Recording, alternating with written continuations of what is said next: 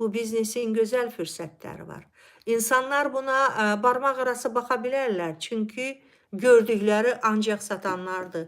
Gördükləri şəbəkə marketinqi adı ilə pul qoymaqdır. Hər yana getsən şampun da alarsan, duxu da alarsan, padarka da alarsan. Amma pul verməzlərsə. Pulu hər yerdə verməzlər. Pulu verərlər, gedərsən saatı satarsan, dediyimiz kimi. Gedərsən qabiliyyətini, bacarığı satarsan. İndi bilikləri satmaq daha maraqlıdır. Aldığın informasiyanı satmaq, hazırki dövran o dövrandır. İnformasiyanı satmaq. 3 aydan bir gedirik ki, Sosial Müdafiə Fonduna, Vergilər Nazirliyinə ödəniş eləyirik. Şəffaf biznesimizdən, bizim fəaliyyət növümüz nədir? Biz topdan satış deyilik, biz pərakəndə satış deyilik. Bizim ümumən fəaliyyət növümüz satış bölümündə deyil, muzlu işçi bölümündə deyil. Biz fiziki şəxslər bölümündəyik və fəaliyyət növümüz reklam və informasiyadır.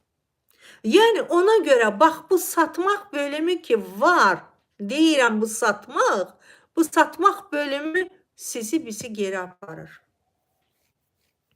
Bəli, biz dövrü eləməliyik. Öz adımıza milli balıq dövrü eləməliyik və gələni də öyrətməliyik. Yaşı şampunun ayrı yerdən almasın. Nə olsun hər yerdə var.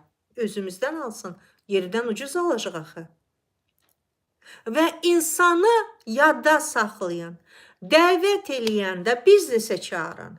Təbii ki, cəmi 10% insan biznes təklifini qəbul eləyəcək. Çünki biznesin arxasında məsuliyyət dayanır. Hər adam məsuliyyət götürməyə hazır deyil. Onda sən plankanı azalt. Denən ki, satış eləyə bilərsən. Yerdən ucuz alırsan, katalogdakı qiymətə satarsan. Deyir ki, yox, mən sata da bilmərəm. Onda al özün üçün. Deyir ki, yox, mən almıram. Mən orfli malları xoşlayıram, amma mən adımı yazdırmaq istəmirəm. Mən sənə kataloq qiyməti verib pulumu da qazana bilərəm. Mən sənə xidmət göstərə bilərəm. Yəni, aşağıdan yuxarıya yox, yuxarıdan gəlin. Həm sənə gəliri o gətirir, həm qarşındakına ən gözəl gəliri o gətirir. Yoxsa ki, bunun başını qatırsan, addım proqramına qatıl, gümüş kavası elə, bunu elə, onu elə, biznes qaldı qıraqda. Və adı da olur ki, mən biznes deyəm. Biznesdə deyilsən, biznesin qırağındasan.